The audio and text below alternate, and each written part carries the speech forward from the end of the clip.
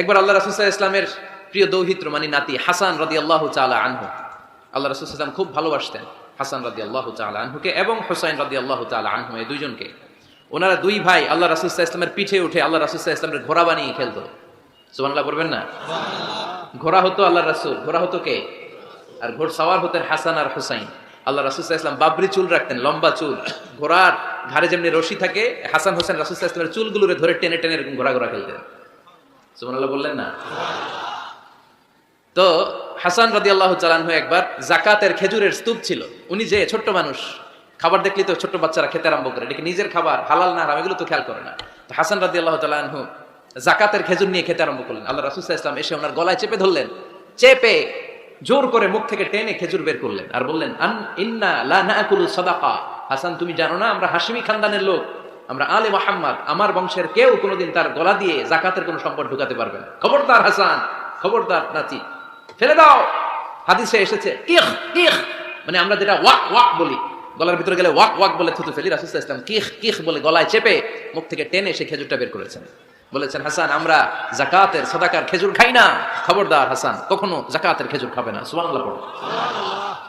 হায় হায়, কেমন করে এলাকাবাসীদের কাছে আমি আমার মুখ দেখাবো? বিয়ে করি নাই, স্বামী নাই, কিন্তু পেটে সন্তান চলে এসেছে। হায় হায়, এলাকায় কেমনে মুখ দেখাবো? লজ্জায় পড়ে মারিয়াম আলাইহিস সালাম এলাকা থেকে চলে গেলেন। কি অবাক করে কাণ্ড! বাচ্চা ভূমিষ্ঠ হওয়ার জন্য, বড় হওয়ার জন্য 6 মাস 7 মাস লাগে নাই, পেটে বাচ্চা আসার সাথে সাথে বাচ্চাটারে বড় করে দিয়েছে কে? মারিয়াম আলাইহিস সালাম এবার বসে পড়লেন, বুঝতে আরম্ভ করলেন প্রেগন্যান্সির পেইন উঠেছে। হঠাৎ করে পেট থেকে বাচ্চা ভূমিষ্ঠ হয়ে যাওয়ার পরে উনি কাঁপতে আরম্ভ করলেন। ক্ষুধার চোটে খাবার কিছু নাই, সামনে ঝর্ণা, উপরে একটা খেজুর গাছ। সাইয়েদনা ঈসা আলাইহিস সালামকে কোলে নিয়ে মারিয়াম আলাইহিস সালাম মনে মনে ভাবে, হায় রে, কেউ যদি একটু খেজুর পেড়ে দিত, এই ক্ষুধার মুহূর্তে আমি খেজুর খেয়ে পেটের ক্ষুধা নিবারণ করতাম। রব্বুল আলামিন মারিয়ামকে উদ্দেশ্য করে আয়াত নাজিল করে দিলেন, হুজ্জি ইলাইকি বিজিযআইন নাখলা। এর মানে হচ্ছে, মারিয়াম কেউ পেড়ে দিবে না, একটু কষ্ট করে হাতটা উঁচু করে খেজুরের ডালা ধরে ঝাঁকুনি মারো, টসটসে কাঁচা পাকা খেজুর নিচের দিকে পড়বে, তারপর তুমি তুলে খাবে। সুবহানাল্লাহ পড়েন। আল্লাহ চাইলে অটোমেটিক্যালি কারামাত হিসেবে খেজুরগুলো নিচে ফেলতে পারতেন না? আল্লাহ শিক্ষা দিয়েছে, যেই পরিস্থিতিতে থাকো না কেন তোমাকে শ্রম ব্যয় করে কষ্ট করে তোমার উপার্জন করতে হবে, রিজিকের বন্দোবস্ত করতে হবে। চিল্লায় বলেন ঠিক কিনা?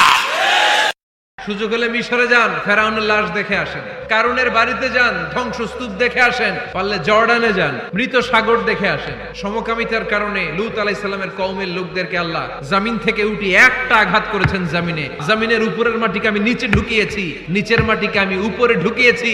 উপর থেকে শিলা আর প্রস্তর বৃষ্টি নাজিল করে পুরো জমিনটারে আমি মাসাকার করে দিয়েছি। ওইখানে এখন ডেড সি, লোহিত সাগর, মৃত সাগর। ওখানে কোনো মাছ জন্মায় না, কোনো কাঁকড়া জন্মায় না, ব্যাং জন্মায় না, কিচ্ছু জন্মায় না। লবণের ডেনসিটি, ঘনত্ব এত বেশি, ওখানে কোনো মানুষ ডুবেও না। গজবের জায়গা, সুযোগ হলে দেখে আসেন। টাকা পয়সা ভালো থাকলে সময় হলে প্রায় ফ্যামিলি মেম্বারদেরকে নিয়ে উমরায় যান। আল্লাহ রাসূল সাল্লাল্লাহু আলাইহি ওয়াসাল্লাম বেড়াতে যেতেন। আল্লাহ রাসূল সফর করলে কোন স্ত্রীকে নিয়ে যাবেন তিনি স্ত্রীদের নাম লিখে লটারি করতেন। সুবহানাল্লাহ নাই? নবদম্পতি যারা, পারলে তোমাদের হানিমুনটা উমরায় সেরে ফেলো। স্বামী স্ত্রী দুইজনে মিলে মক্কায় চলে যাও। আল্লাহর ইবাদত, আল্লাহর ঘরে সিজদা দিয়ে নতুন জীবনটাকে নতুন ভাবে শুরু করো। বরকত দিবে কে? তাহলে ঘরে বা ফ্যামিলিতে সুখ সমৃদ্ধি নিয়ে আসার মাধ্যম হচ্ছে আউটিং এ যাওয়া, মাঝে মাঝে বেড়াতে যাওয়া।